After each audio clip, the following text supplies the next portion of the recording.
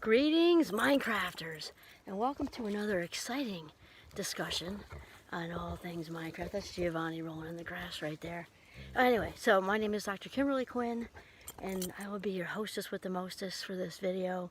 On today, actually, we're going to talk about the fact. It is a fact. It's totally a fact, right? Life is not an emergency, you know, and in those moments when it is, those are not most moments, right? So life in general, come on, G, trying to make a video here. He's having a good time. Oh, I will give you a little bit of well, I don't know if it's fun facts or what, but some woods facts, at least about this woods, because the caretaker, who's a wonderful older gentleman, he explained to me there are a lot of bear here this year, like a lot of bear, and he just yesterday. And I just saw for myself, there's lots of bear poop. That's how we know there are lots of bear, obviously. And actually this morning, I was walking up here, and there's clearly one very big mama by the looks of it, and then a whole bunch of little cubs or mama followers, or I don't know. But anyway, so we have about another 45 minutes to an hour when they start to hoot. They make like an owl noise, and I heard them last time I was here at dusk, and they were all over like hoot, hoot, hoot. So the video could get really interesting if we like overstay our welcome. So anyway, we're gonna get rolling. Okay, life is not an emergency unless, of course, we wait about an hour. But anyway, so it's important to save that stuff up. So Richard Carlson also, because I read him a lot, so I'm gonna give him a shout out here. I read a lot, period, right, voraciously. But he's big on don't sweat the small stuff. He's got a whole series about that, and it's true, because if we, you know, spend all our cognitive juice, emotional juice on regular daily stuff, then we don't have the juice for the big stuff. And so often we get so worked up and blah, blah, blah. And so I wanted to sort of talk about, what does it mean to relax? Because I think a lot of people probably, I'm guessing, obviously, don't really stop to think about what it means to relax. And, you know, I've talked about it for the Fast Mind Clubbers. So we get relaxation shamed, you know, frequently, because what it means to relax for us is not the same as, you know, how neurotypicals relax. And obviously amongst neurotypicals, there's not just one face on neurotypicals or fast minders or whatever, but we all relax differently. For me, I'm in motion. But, you know, for most people, it's like relaxation. Whoops, thought that was something, but it's just a little bit primed here. Relaxation is something we do somewhere else, right? And also later. We relax later somewhere else. Like there's a planet relaxation or something like that. I don't know. And so we relax on vacation. So after we finish up this work week, and if Monday we're on vacation, they can relax then. I can relax after my very lengthy to-do list is complete. Then I can relax. I can relax after whatever bucket I filled up with, you know, whatever maybe longer term is done. Then I can relax. I can relax when I retire. That's one of my favorite ones, because I have to tell you, at a fabulous 56, I've seen some people retire, and some like it, but those who like it are actually got busy doing other things.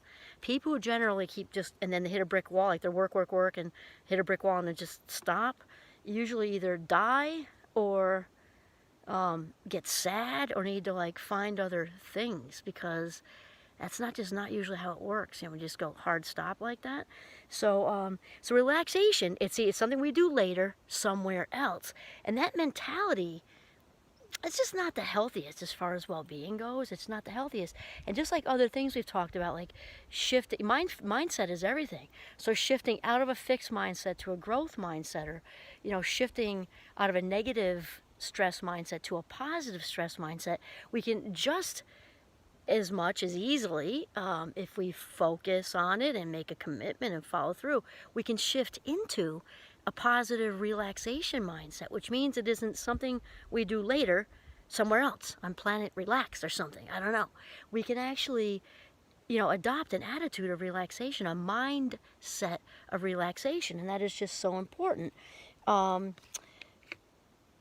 I was thinking about that, like, so that means also, I was thinking about this, the rest of the, okay, so if we're like, you know, if we're talking about relaxing later somewhere else, that's obviously we're not relaxed at this minute. So that means like 95-ish or more % of the time, we're supposed to be, I don't know, like neurotic, or maybe not so extreme. Let's try another one. Irritated, just not mindful, not, I don't know. So if you're not relaxed, you got to be something else that's not relaxed, right? So you can find your words, what, nervous, anxious, I don't know. But if it's not relaxed, it's got to be something that isn't that, which generally isn't good, really. As far as well-being goes. So shifting into this mindset is just so important. So it's important to realize, because, or also, if we're not relaxed, we're just plain rushed. Like, it doesn't, a neurotic was a little extreme, I admit that, although that's true for some people. Or just rushed, and we're not in the moment, which is, remember, the moment's all we have, right? The power of now. Now is all we've got. The past is over, as we say, and the future didn't happen yet. So, not to be cliche, it's just true. And so, we're rushed, or we're doing whatever. And it's important to realize that when we do that, we set ourselves up when we're not in a mindset of relaxed, at work, with our family, taking out the garbage, whatever it is, washing the dishes, taking a bath, reading Dr. Seuss to our kids or grandkids or whatever, that we are in this, it sets us up to be in this mode of the rush thing that can lead to this idea of life as an emergency, or at the very least an urgency, right? Spectrum, we've talked about that, because rarely are things like, oh, I'm a Zen monk, and now there's like an emergency or a crisis. There's a whole middle, right? There can be an urgency, which isn't like, we're not at death's door with something, but maybe it's just something that needs all of our attention, right? So, and usually, I did a whole thing on a podcast on that, right? That to question your sense of urgency, which goes into this too, because life is not an emergency, and it's usually not even an urgency. Like, that's a step down from emergency, and that's not usually the case. If we looked at, picked a day out of our lives, like a random, just ordinary day, and we actually looked at it like like you're watching, the plays of a football game as a coach or something, and you look back at it, most of the plays weren't intense. Most of our day-to-day interactions, brushing our teeth, taking a shower, reading books, work, you might have had something said to you here and there, but it's the super, super, super minority of the time. And it's just so important. So, like anything else, we can learn to kind of train ourselves to be in this relaxation mindset. And if you think about it, think about the times you've really been uptight. Even if you're not usually an uptight person, you probably have had an experience with uptight. I'm not uptight, but of course there's experiences of uptight. I don't like it. It feels like all tight, like here-ish. And we generally, when we're locked into that illusion of urgency or illusion of emergency, unless it's a real one, which is, remember, usually not the case most of the time through life, thankfully, when we're uptight, we actually don't get a lot done. We don't get much done. So we kind of stay in that like feedback loop, telling ourselves, oh my God, this is so important, this is so huge, I've got to get it done by now, I got to get it done in 10 minutes, I've got to get it done in 0.2 milliseconds. When we do all that, we're not getting it done, obviously. And so when we can train the brain to be in a more relaxed state, we're actually going to be more productive. And it sounds counterintuitive, but it's true. And I tell you, even just like way back when I was writing my dissertation, I get home from work, pour myself a glass of wine. I did some of my best work in my jammies with a glass of wine, sitting by that computer, like it flowed right out of me. When actually, why do you think I come to the woods? In addition to like loving the woods and walking around, is because I get inspired out here. I can make videos for all of you and enjoy every single millisecond of it, because I'm super relaxed right now. I got a little bear issue, but we have like a half hour, so I think it's fine. And even then, they're black bear, they're vegetarians. They're not going to charge us, so I've been told by the caretaker. Especially if we have a dog and Giovanni just wants to play with his new bear friends. But the point is, I'm very, very relaxed out here. And usually, more often than not, the videos just roll right out of me because it's already in my head and it's in my feelings and it's passion, and I'm just loving every second, and it just rolls out of me. Where as if I were to be all uptight, walking and pacing in my living room, or pacing. I don't really, not a huge pacer, but let's just say I were like, oh my God, I committed to 4 videos per week minimum, and I'm only on 3, and it's already, what is today, Friday, and oh my God, you do all that oh my Godding, it's not helping anything. So no, what do? I go out to the woods.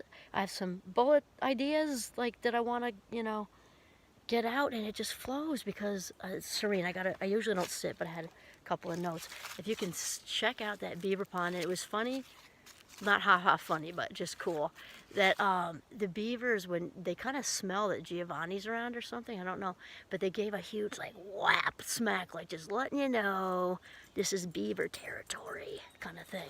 So here's the whole thing. We can switch into the relaxation mindset. How? By choosing to do so. So really, I think it's an AA, or no, not AA, because it's a 12-step. So let's say all the anonymous programs, which I'm definitely a big fan of. When we get sick and tired of being sick and tired, that's when we make a move, right? We're sick and tired of listening to ourselves.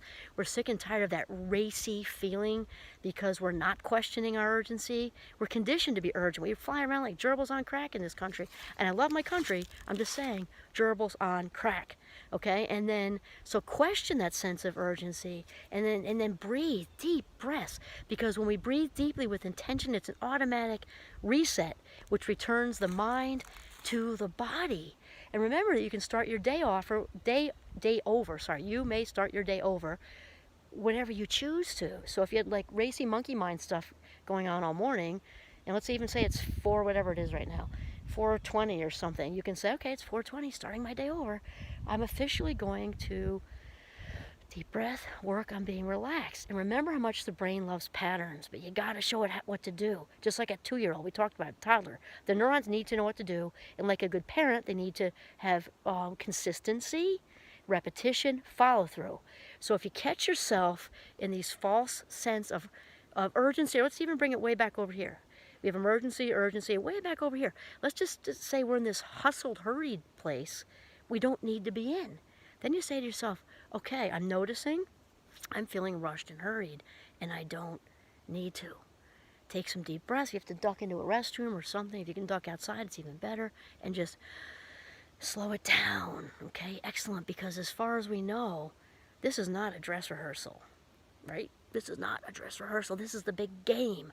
So do we want to spend most of our life minutes relaxed or hurried, urgent, and in an emergency? I'm going to go with relaxed, I have to say. We don't have to be in a hammock. We don't have to be laying by a pool. We don't have to be in the Bahamas.